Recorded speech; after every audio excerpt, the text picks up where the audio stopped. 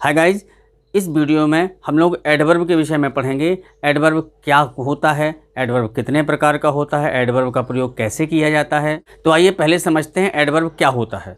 मित्रों, एडवर्ब को क्रिया विशेषण कहते हैं, अर्थात नाउन, प्रोनाउन और इंटरजेक्शन को छोड़कर सभी पार्ट्स ऑफ स्पीच की विशेषता बताने वाला एडवर्ब कहलाता है।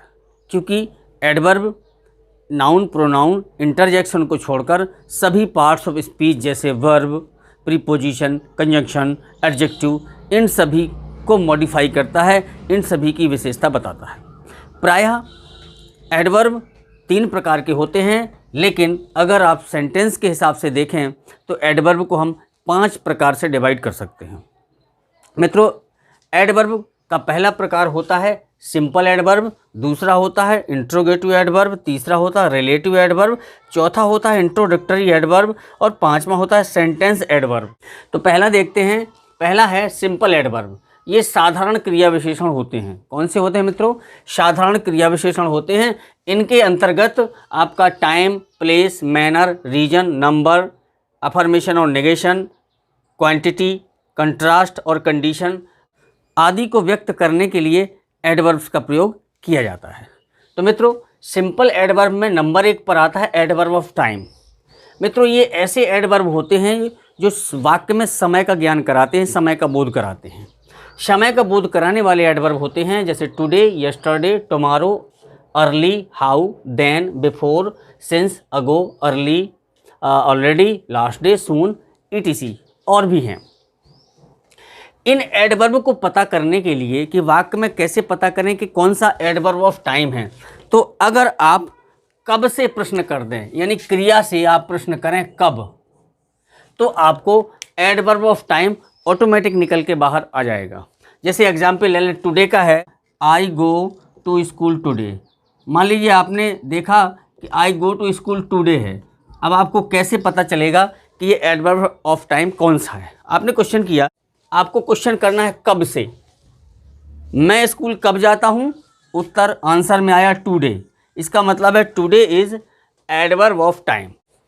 एक और एग्जांपल देखें, जैसे मान लीजिए ले लिया early. Early, she goes early, वह जल्दी जाती है। तो क्वेश्चन करना है, क्रिया से क्वेश्चन करेंगे आप, काहे से? कब से। अगर टाइम पता करना है तो कब, वह जल्दी जाती है तो वह कब जाती है, अर्थात अर्ली मतलब जल्दी जाती है, तो ये क्या कहलाया? Early, adverb of time.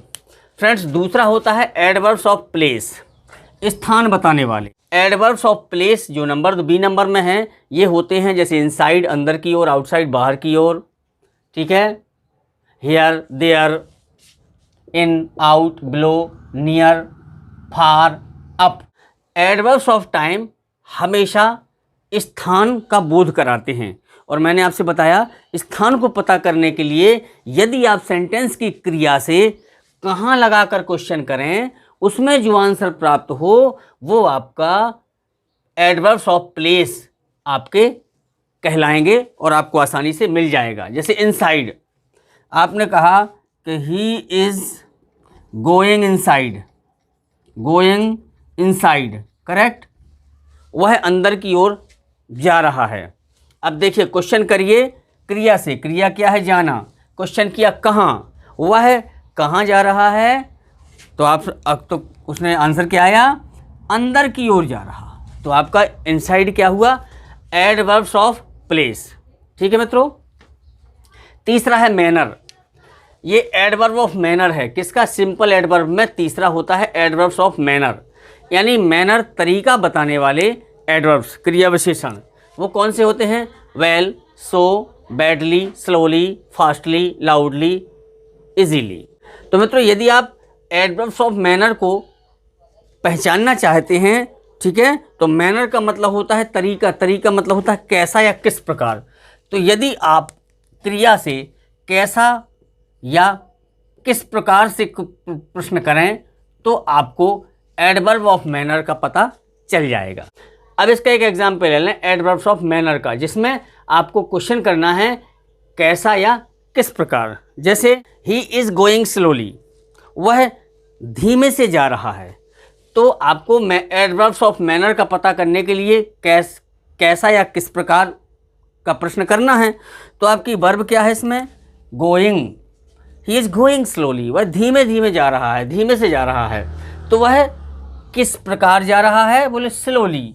तो आपका स्लोली क्या हुआ, एडवर्ब्स ऑफ मैनर हुआ मित्रों। नेक्स्ट एग्जाम्पल, जैसे कहते हैं ही इज़ वेल, वह अच्छा है।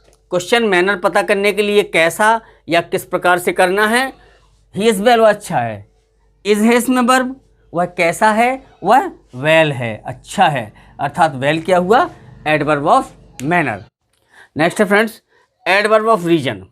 रीजन मीन्स कारण, कारण बताने वाले एडवर्ब्स, अर्थात सेंटेंस में कार्य होने का जो भी कारण होगा वो कारण बताने वाले एडवर्ब आपका एडवर्ब्स ऑफ रीजन कहलाएंगे। तो फ्रेंड्स, जब हमें सेंटेंस में अगर एडवर्ब्स ऑफ रीजन का पता करना है तो हमें सेंटेंस की क्रिया से क्यों लगाकर प्रश्न करना पड़ेगा। तो क्यों लगाकर जब हम प्रश्न करेंगे उसमें जो हमें उत्तर प्राप्त होगा वह आपका एडवर्ब्स ऑफ रीजन होगा, यानी कारण बताने वाला एडवर्ब होगा। जैसे देखें, ही देयरफॉर लेफ्ट द स्कूल, उसने इस प्रकार स्कूल छोड़ दिया। तो मित्रों, आपका जो देयरफॉर है ये आपका एडवर्ब ऑफ रीजन के अंतर्गत आएगा। नेक्स्ट है friends, simple adverbs of number. Number का मतलब संख्या हो गई आपकी, ठीक है। तो मित्रों, इसमें क्या होता है, ये एडवर्ब हमेशा सेंटेंस में संख्या का बोध कराते हैं। अगर इनको पता करना है तो सेंटेंस में अगर आप कितनी बार से प्रश्न करें तो आपको एडवर्ब ऑफ नंबर का पता चल जाएगा। एडवर्ब ऑफ नंबर जैसे ऑलवेज, हमेशा, नेवर, कभी नहीं, समटाइम्स, कभी कभी, वंस, एक बार, ट्वाइस, दो बार, फर्स्टली, सेकेंडली, ये आपके क्या हुए, these are simple adverbs of number. जैसे ही ऑलवेज रीड्स द बुक, वह हमेशा किताब पढ़ता है। ऑलवेज आया, ऑलवेज किस में है, एडवर्ब्स ऑफ नंबर में है ऑलवेज। नेवर है, I never goes to school, मैं स्कूल कभी नहीं जाता हूँ, तो नेवर क्या हुआ आपका, एडवर्ब्स ऑफ नंबर, यानी नंबर बताने वाले एडवर्ब्स होंगे। Sometimes, once, twice, these are the adverbs of number. Next है अफर्मेशन और नेगेशन, यानी जहाँ पर आप हाँ में जवाब दें वो अफर्मेटिव है, जहाँ पर आप नकारात्मक जवाब दें वो नेगेटिव यानी नेगेशन है। इसके अंतर्गत आपका जैसे yes, surely, seldom, always, no, not, never, not at all, these are the adverbs of affirmation और नेगेशन। यस में है, बोले यस आई गो देयर, तो yes this is adverbs of affirmation. हम कहते हैं no I don't go there, नहीं मैं वहाँ नहीं जाता हूँ, तो नो आपका क्या कहलाया, नेगेटिव सेंस में आया, तो ये आपका एडवर्ब्स ऑफ नेगेशन कहलाया। नेक्स्ट है एडवर्ब्स ऑफ क्वांटिटी या डिग्री। मैंने डिग्री पर वीडियो बनाया है, पूरा डिग्री चेंज और डिग्री को समझाया, आप पिछला वीडियो भी देख सकते हैं मित्रों। तो ये आपका क्वांटिटी यानी मात्रा, ठीक है, बताने के लिए जैसे very, much, half, little, too, enough, so, almost. तो ये आपके हुए adverbs of quantity. Adverbs of quantity ये सभी में लगाना है आपको एडवर्ब, एडवर्ब्स ऑफ क्वांटिटी, मात्रा बताने के लिए। जैसे he is too careless, he is too careless, वह बहुत अधिक केयरलेस है। तो यहाँ पर जो टू है ये आपका क्या कहलाया, एडवर्ब्स ऑफ क्वांटिटी या डिग्री कहलाया, ठीक है मित्रों। इसका पता करने के लिए तो जब भी आप इसमें इसकी क्रिया से क्वेश्चन करेंगे, कितना, कितनी, कितने से जब भी आप प्रश्न करेंगे तो उसको उत्तर में जो प्राप्त होगा वो आपका एडवर्ब्स ऑफ क्वांटिटी होगा या एडवर्ब्स ऑफ डिग्री होगा। जैसे देखें ही इज़ टू केयरलेस, वह बहुत अधिक लापरवाह है, तो वह कितना लापरवाह है। आपने प्रश्न किया कितना से, वह कितना लापरवाह है, बोले बहुत लापरवाह है, तो टू हो गया, too careless. She is so glad, वह इतनी खुश है, अर्थात वह कितनी खुश है। क्वेश्चन करेंगे वर्ब से कितना, कितनी, कितने बताया हमने, वह कितनी खुश है, बोले सो खुश है, तो ये सो क्या कहलाया मित्रों, एडवर्ब्स ऑफ क्वांटिटी या एडवर्ब्स ऑफ डिग्री। मित्रों नेक्स्ट है एडवर्ब्स ऑफ कंट्रास्ट। मित्रों ये वाक्य में विरोधाभास व्यक्त करते हैं। जब ये वाक्य में विरोधाभास व्यक्त करेंगे तभी आप उनको एडवर्ब्स ऑफ कंट्रास्ट कहेंगे। ये हाउएवर या दो, इस प्रकार के ये एडवर्ब्स ऑफ कंट्रास्ट होते हैं। जैसे I called him however he did not come, मैंने उसे बुलाया तो भी वह नहीं आया। तो ये जो तो भी वर्ड है ये दो सेंटेंसेस को जोड़ रहा है, ये एडवर्ब की तरह काम कर रहा है, क्योंकि यहाँ पर ये पूरे क्लॉज को मॉडिफाई कर रहा है। इसलिए आई कॉल्ड हिम हाउएवर आया, तो ये हाउएवर आपका एडवर्ब्स ऑफ कंट्रास्ट कहलाएगा मित्रों।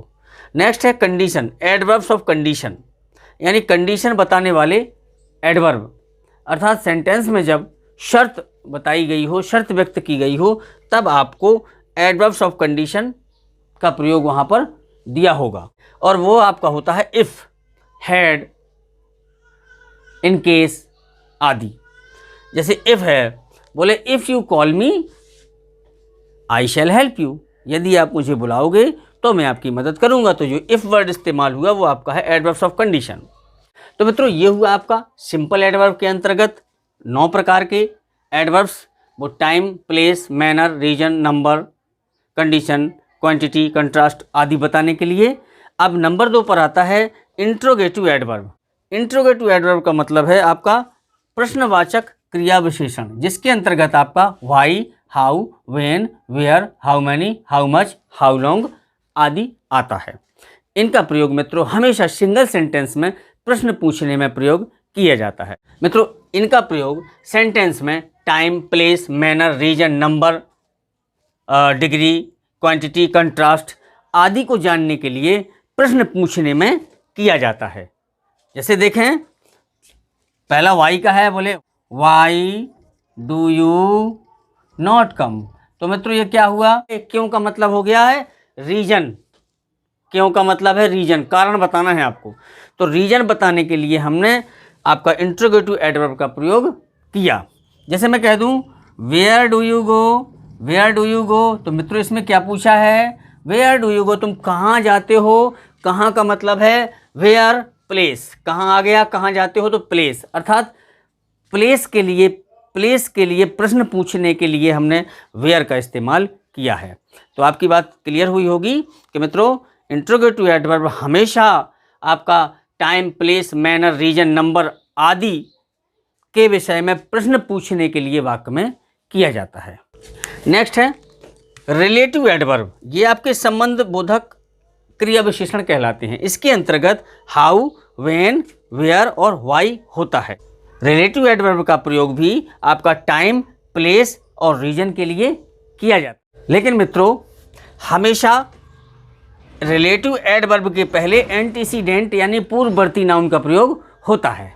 जैसे देखें, this is the place where I live, ये वही स्थान है जहाँ मैं रहता हूँ, इसमें इस्तेमाल हुआ वेयर का। मैंने इसमें बताया कि जो रिलेटिव एडवर्ब हैं, इन रिलेटिव एडवर्ब के पहले हमेशा एंटीसीडेंट का प्रयोग होता है, पूर्ववर्ती नाउन का प्रयोग होता है।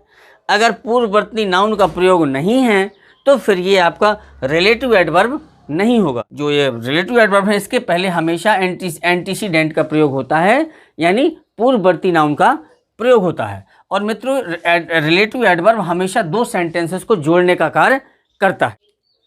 जब 2 सेंटेंसेस को जोड़ता है और आपका रिलेटिव एडवर्ब होता है तो उस समय ये सेंटेंस सबऑर्डिनेट क्लॉज या कोऑर्डिनेट क्लॉज में होता है। रिलेटिव एडवर्ब को 2 तरीके से बनाया जाता है। पहला होता है रेस्ट्रिक्टिव, दूसरा होता है कॉन्टिन्यूएटिव। जो रेस्ट्रिक्टिव होता है वो आपका सबऑर्डिनेट क्लॉज का एडजेक्टिव क्लॉज होता है, और जो आपका कंटिन्यूएटिव होता है, कंटिन्यूएटिव हमेशा कोऑर्डिनेट क्लॉज में होता है। इसलिए मित्रों रिलेटिव एडवर्ब सबऑर्डिनेट क्लॉज और कोऑर्डिनेट क्लॉज दोनों में प्रयोग किया जाता है। नेक्स्ट है introductory adverb. Friends introductory adverb केवल एक होता है, वो होता है देयर। अक्सर जब भी हम लोग देयर का प्रयोग करते हैं सेंटेंस में सब्जेक्ट के रूप में प्रयोग होता है, और जब ये सब्जेक्ट के रूप में प्रयोग होता है तो किसी कार्य का होना अथवा ना होना पाया जाता है। तो जब भी ऐसी स्थिति हो तो उस जगह पर आपका ये इंट्रोडक्टरी एडवर्ब देयर का प्रयोग होता है, और इसे इंट्रोडक्टरी एडवर्ब कहते हैं। लास्ट है सेंटेंस एडवर्ब। ये आपका सेंटेंस एडवर्ब का मतलब है कि एक ऐसा एडवर्ब जो पूरे सेंटेंस को मॉडिफाई करता है, पूरे सेंटेंस की विशेषता बताता है। पूरे सेंटेंस की विशेषता बताने वाले एडवर्ब को हम लोग सेंटेंस एडवर्ब कहते हैं। जैसे fortunately I got my paper, सौभाग्य से मैंने अपने पेपर पाए। तो कैसे पाए? सौभाग्य से, यानी पूरे सेंटेंस की विशेषता बता दी, एक वर्ड में सारा पूरा सेंस आ गया। सौभाग्य से आई गॉट माई पेपर, तो फॉर्चुनेटली क्या हुआ? आपका सेंटेंस एडवर्ब हुआ। और मित्रों ये बात जान लो कि मोस्टली एडवर्ब ly लगाकर बनाया जाता है। तो मित्रों ये थे आपके एडवर्ब्स के डिटेल के विषय में। अब हम लोग नेक्स्ट वीडियो में मिलते हैं कि एडवर्ब ऑफ कंपैरिजन क्या होता है और एडवर्ब का प्रयोग सेंटेंस में वाक्य के पहले किया जाता है कि किन का बीच में किया जाता है और किन का सेंटेंस के अंत में किया जाता है। मिलते हैं मित्रों नेक्स्ट वीडियो में। यदि आपको अच्छा लगा हो मित्रों तो मेरे चैनल को सब्सक्राइब कर लीजिए, वीडियो शेयर जरूर कर दीजिएगा। मिलते हैं नेक्स्ट वीडियो में। नमस्कार।